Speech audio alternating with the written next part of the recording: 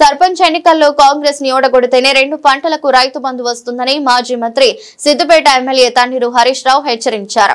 CM Revanth Reddy ప్రభుత్వం రైతులను తీవ్రంగా ఇబ్బంది పెడుతుందని ధ్వజమెత్తారు. ముళ్ళు కర్రతో పొడిచిన ఈ ప్రభుత్వానికి చలనం లేదని ఎద్దేవా చేశారు.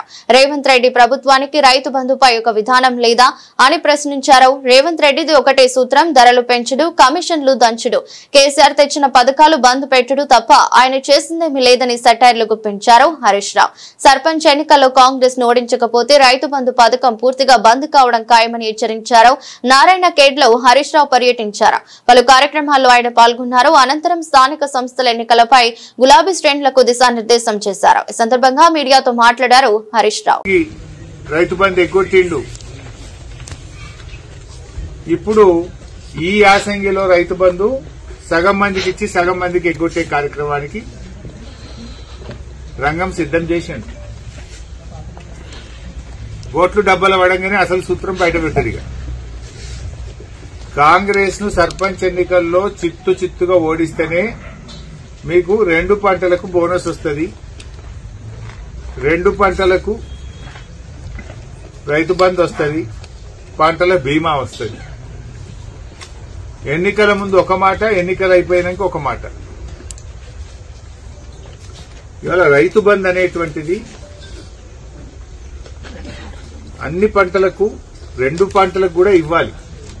గతంలో కేసీఆర్ 11 సార్లు ఇచ్చిండు. ఒక్కసారి కాదు, 2 సార్లు కాదు. రైతు బంధును 11 సార్లు 11 విడతల్లో ఇవ్వడం జరిగింది. కరోనా కష్టకాలంలో కూడా రైతు బంధు ఆగలేదు. ఇప్పుడు నువ్వు ఎందుకు ఆపుతున్నావు?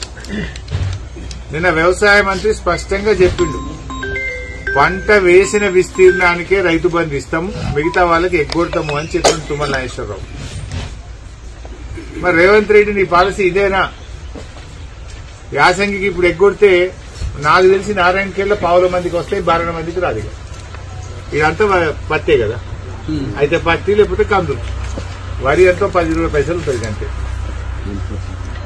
అంటే ఇప్పుడు అందరికీ గుండు కొట్టుడేనా? కదా ఈ రాష్ట్రంలో 70 లక్షల ఎకరాల్లో ఒకే పంట పండుతుంది. హార్టికల్చర్ గాని, చెరుకు గాని, మిరప గాని, కంది గాని, పత్తి గాని 70 లక్షల ఎకరాల రైతులకు ఆగం పట్టించలేను.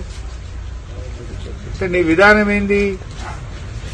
పంట మార్పిడి చేయొద్దు, ఎప్పుడు వరి వేయమన్నట్టు. ఇప్పుడు 2 సార్లు రావాలంటే ఏం చేయాలి? వానకాలం వరి, యాసంగి వరి ఎత్తేనే రైతు బంధు వస్తుంది. ఇక కందులు వేయొద్దు, చెరుకు వేయొద్దు, మిరప పెట్టద్దు, పత్తి పెట్టద్దు అన్నట్టు నీ పాలసీ. ఏంటిది నీ పాలసీ అని నేను అడుగుతా ఉన్నాను. మొన్న వానకాలం 1,46,00,000 ఎకరాలకు రైతు బంధు డబ్బులు పడ్డాయి. ఇప్పుడు యాసంగి కూడా 1,46,00,000 మందికి ఇస్తావా? సగం మందికి ఎగ్గొడతా అని నీ వ్యవసాయ మంత్రి చెప్తున్నాడు. దీని మీద ముఖ్యమంత్రిగా నీ విధానం ఏందో చెప్పాలని తెలంగాణ రైతుల పక్షాన ఈరోజు నేను డిమాండ్ చేస్తా ఉన్నా. యావత్ తెలంగాణ రైతుల పక్షాన్ని నేను అడుగుతా ఉన్నా రేవంత్ రెడ్డిని. నువ్వు అప్పుడు 3 పంటలకు ఇస్తా అన్నావు, ఇప్పుడు నీ వ్యవసాయ మంత్రి 1 పంటకే అంటుంది. అసలు నీ విధానం ఏంది? ఒకసారేమో రైతు బంధు 5 ఎకరాలకే ఇస్తాను ఒకసారి చెప్పినావు, ఒకసారేమో 3 ఎకరాలకు ఇచ్చి ఎగ్గొట్టినావు, ఒక పంటకేమో రైతు బంధు మొత్తానికే ఎగ్గొట్టినావు. This is anchor Ravi. Hi అండి, నేను మీ Jabardasth auto punch Ramprasad. Hi, it's మీ మాధవీలత. హలో అండి, నేను మీ సుడిగాలి సుధీర్. హాయ్ హలో, నేను Jabardasth Sri. Please subscribe to public talk TV. Please subscribe to public talk TV. Please subscribe to public talk TV. Please subscribe to public talk TV.